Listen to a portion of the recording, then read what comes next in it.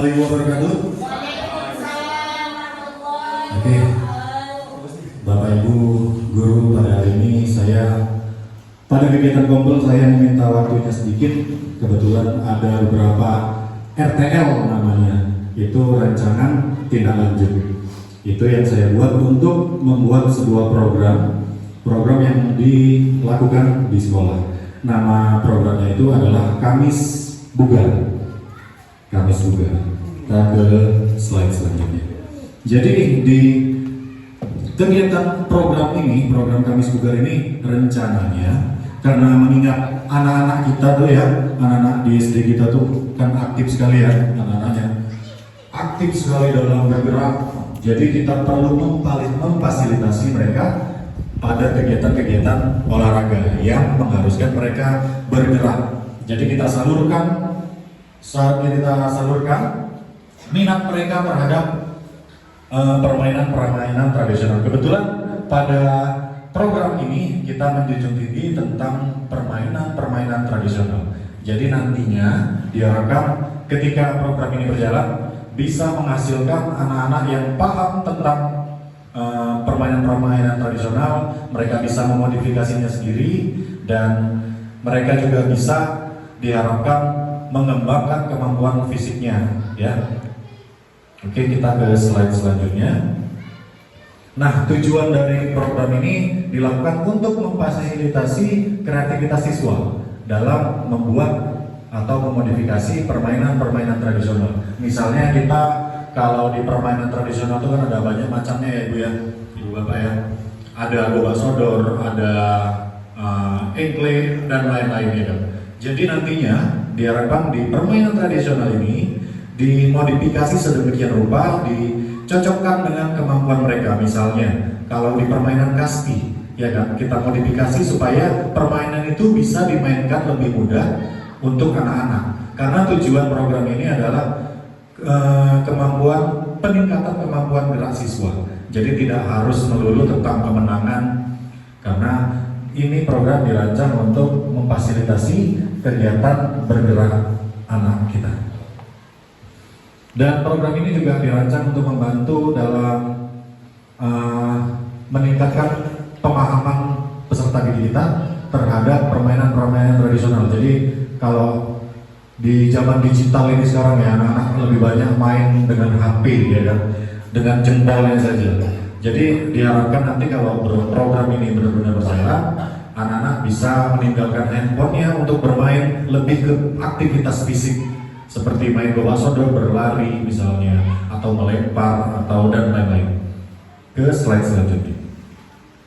Nah, dari program ini kita bisa lihat capaian langkah dan hasil yang diharapkan ya. Untuk yang pertama itu keterlibatan siswa. Jadi diharapkan nantinya dalam kegiatan ini semua siswa itu berperan aktif. Jadi nggak boleh yang nggak aktif gitu ya, semuanya harus aktif. Itu keaktifan siswa dihitung dari mulai kepanitiaan, lalu menjadi peserta juga, lalu menjadi supporter. Jadi semuanya berperan penting. Di kepanitiaan itu bisa membantu mereka untuk meningkatkan jiwa kepemimpinan dan organisasi. Ya kan? Kalau di dalam peserta itu bisa meningkatkan pemahaman mereka tentang permainan tradisional dan juga pemahaman mereka tentang modifikasi permainan tradisional.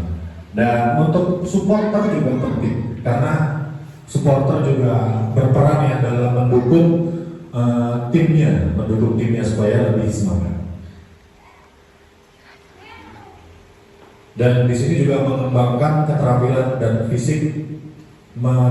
fisik dan sosial. Jadi dalam program ini kita akan mengembangkan keterampilan sosialnya, kemampuan peserta didik dalam berkomunikasi dengan memadukan gerakan seperti itu. Jadi di kelas 3-nya, di kelas B-nya juga seperti itu, kita cocokkan dengan mereka maunya main apa, kita fasilitasi, kita kasih pilihan berbagai macam permainan tradisional. Seperti itu juga untuk kelas 6-nya, kelas 5 dan 6. Lalu ada pengaturan program kegiatan.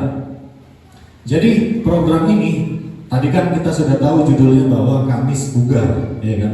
Kamis Bugar. Jadi diadakannya di hari Kamis. Kamis bugar, kalau disingkat kabur. Kabur. Kabur kan bukan berarti buruk ya. Kabur dari hal-hal yang negatif kan bisa juga.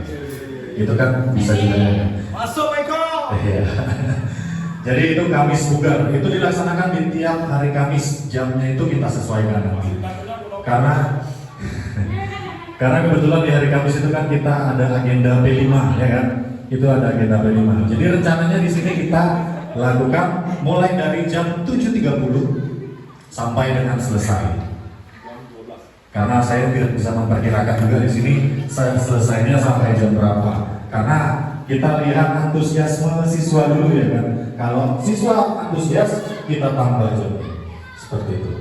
Lalu tempatnya banyak. Kebetulan di sekolah kita ini kan fasilitas-fasilitas sudah mumpuni ya kan. Kita ada lapangan, kita ada aula, kita ada kelas. Jadi kita bisa manfaatkan tempat-tempat tersebut. Dan kita juga punya beberapa alat olahraga yang bisa mendukung permainan-permainan tradisional. Seperti klaim kita ada, itu buatan Pak Bob. Keren Pak Bob memang. Terus ada macam-macam, ada lapangan gobak sodor juga, itu buatan Pak Bob juga. Dan kegiatan ini dimulai pada bulan Desember sampai dengan bulan Maret. Rencananya, ini kan masih rencana tidak lanjut ya Bu ya, belum tentu. Lalu ada lini masa pelaksanaannya ya Bapak Ibu. Tahap perencanaannya itu di bulan Desember. Jadi kita akan lakukan tahap perencanaan awal seperti rencana awal dilakukan oleh guru dan siswa. Jadi kita adakan rapat. Kita adakan rapat bagi ada sebagian guru, ada sebagian siswa. Jadi kita lakukan rapat seperti apa, lalu di rapat itu kita tentukanlah jadwalnya seperti apa, lalu pemilihan ragam aktivitas permainan tadi sebagai fasilitator. Lalu kita juga punya siswa yang harus dilibatkan secara aktif dalam kegiatan program, dan ada juga wali murid. Nah, wali murid ini bisa menjadi seorang pendukung model dan logistik bagi siswa. Jadi kalau siswanya kurang gizi, nah orang tuanya lah itu ya, dan bukan kita. Masa kita juga ya kan masalah makan.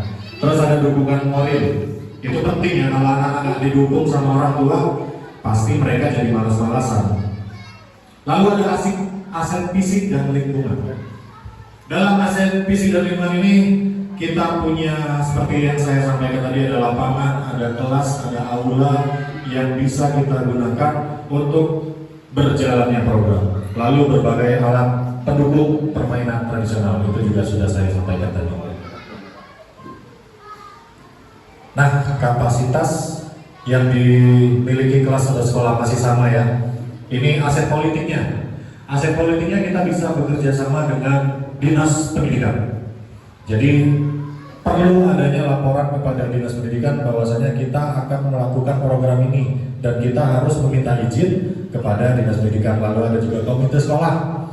Komite sekolah akan memfasilitasi kerjasama dengan pihak-pihak di luar sekolah, pihak-pihak eksternal seperti itu. Lalu ada juga kerjasama dengan komite permainan rakyat dan olahraga tradisional. Itu kayak organisasi KPOT. Itu organisasi tentang permainan-permainan tradisional. Lalu ada juga aset finansial. Itu bisa kita dapat dari dana bantuan operasional sekolah, dan juga kalau perlu kita bisa pakai bantuan sponsorship dari luar. Dari mana itu didapat? Dari siswa.